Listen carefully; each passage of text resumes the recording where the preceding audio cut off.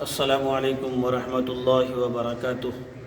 الحمد للہ رب العالمین والصلاة والسلام علی سید الانبیاء والمرسلین وعلی آلہ واصحابہ اجمعین، اما بعد۔ میرے نوجوان دوستو، پردہ نشین ماں اور بہنیں، آج میں آپ حضرات کو کچھ وظائف بتانا چاہ رہا ہوں۔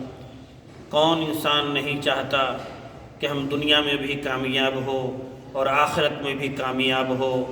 اسی نسبت سے میں اپنے نوجوان ساتھیوں کو، اپنے معزز بزرگوں کو، پردہ نشین ماں اور بہنوں کو میں چند باتیں وظائف سے پہلے بتانا چاہتا ہوں۔ اول تو یہ ہے کہ باوضو رہا کریں۔ اگر باوضو نہیں ہے تو کم سے کم پاک صاف تو ضروری ہے۔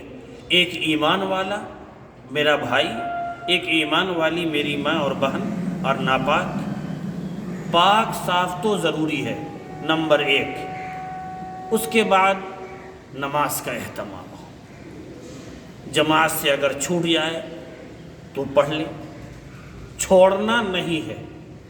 اعلیٰ بات یہ ہے کہ جماعت کے وقت میں آئے، لیکن آپ کام میں لگے ہوئے ہیں، جان بوجھ کر نہیں چھوڑ رہے ہیں تو بعد میں پڑھ لیں گے۔ اللہ رب العزت ارحم الراحمین ہے، چھوڑنا نہیں ہے۔ تو پاک صاف رہنا ہے اور نماز کا اہتمام کرنا ہے۔ تیسری چیز، قرآن مقدس پڑھنے کا میرے نوجوان دوستو روزانہ کا معمول بنائیے۔ میری ماں اور بہنیں روزانہ کا معمول بنائیں۔ ہماری ماں ہیں، اپنی بیٹیوں کو، اپنی بہنوں کو، اپنے گھر میں بہو کو عادت لگوائیں۔ کیا؟ قرآن پہلے پڑھ لو، اس کے بعد کچھ کام ہوگا۔ کتنا پڑھنا ہے؟ جتنا آپ کے پاس وقت ہے۔ ہمارے علماء نے فرمایا کم سے کم 1 صفحہ تو روزانہ پڑھ لو، 1 صفحہ روزانہ۔ پھر سورہ یاسین، سورہ رحمان، سورہ ملک، یہ سب کی عادت ڈالیں، وقت بنا لیں۔ جب آپ فری ہیں اس وقت میں پڑھ لیں، 10 سے 15 منٹ لگے گا۔ میرے نوجوان دوستو، آپ گھر جاتے ہیں یا گھر سے جس وقت نکلتے ہیں، نہاتے ہیں، نہا کر کے دھو کر کے اگر نماز پڑھ لیے ہیں تو ٹھیک ہے، ورنہ نماز پڑھ کر تھوڑا سا 15 منٹ وقت نکال کر قرآن پڑھ لے، پھر دکان آئے۔ یہ بنیادی چیزیں ہیں۔ اب اس کے بعد والے جو وظائف ہیں جو آقا صلی اللہ علیہ وسلم نے اپنی امتیوں کو بتایا، اول تو یہ ہے کہ پریشانیوں سے نجات کے لیے میرے نبی نے فرمایا استغفار کی کثرت کرو۔ راستے میں چل رہے ہیں، دکان میں بیٹھے ہوئے ہیں، گاڑی پر بیٹھے ہوئے ہیں، خالی ہیں، کوئی گاہک نہیں ہے، آپ کچھ کام نہیں کر رہے ہیں، آفس میں ہے، نیند نہیں آ رہی ہے، کیا کریں؟ استغفر اللہ ربی من کل ذنب واتوب الیہ، استغفر اللہ، کثرت کریں۔ کیا ہے یہ؟ پریشانیوں سے نجات کے لیے۔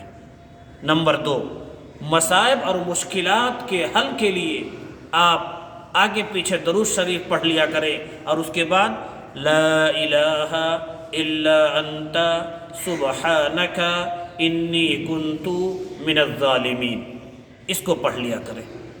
اور کیا فرمایا؟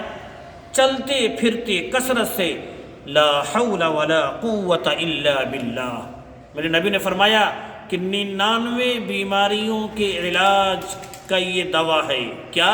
لا حول ولا قوت الا باللہ۔ فرمایا سب سے چھوٹی جو بیماری ہے رنج اور غم، آج کل سب رنج اور غم میں ہے۔ رنج اور غم دور ہوتا ہے کس سے؟ لا حول ولا قوت الا باللہ۔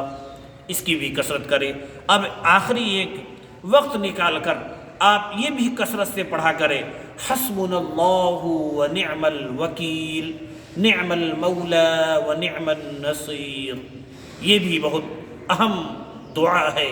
یہ میرے نوجوانوں کے لیے ہے، میری ماں اور بہنوں کے لیے ہے، کھانا پکا رہی ہیں، آٹا گوندھ رہی ہیں، جی باورچی خانے میں ہیں، بچوں کو سلا رہی ہیں، آپ یہ جو لوری آپ پڑھتی ہیں آپ اس کی جگہ پر اس کو پڑھیں، حسبنا اللہ ونعم الوکیل، نعم المولا ونعم النصیر۔ کبھی پڑھ لیا لا حول ولا قوت الا باللہ، کبھی پڑھ لیا استغفر اللہ ربی من کل ذنب واتوب الیہ، اور کبھی لا الہ الا اللہ، لا الہ الا اللہ، کبھی درود شریف، یہ ایسی چیزیں ہیں میرے نوجوانوں جو دکان میں بھی برکت ہوگی، آپ کی زندگی میں بھی برکت ہوگی، اور جو گناہ سرزد ہو جاتا ہے اس کی بھی تلافی ہوگی۔ یعنی دین اور دنیا دونوں کے لیے نفع ہے۔ اگر اس کو اپنا کر ہم دیکھیں تو انشاءاللہ ہم امید کرتے ہیں اپنے نوجوان دوستوں سے، اپنی ماں اور بہنوں سے کہ ضرور اس کو عمل میں لائیں گے۔ زیادہ نہیں ہے لیکن وقت نکال کر آپ کرنا چاہیں گے، آپ کے لیے بھلائی ہے، دنیا اور آخرت کے لیے۔ اللہ رب العزت ہمیں بھی ان وظائف سے نفع اٹھانے والا بنائے، آمین یا رب العالمین۔ وآخر دعوانا الحمدللہ رب العالمین۔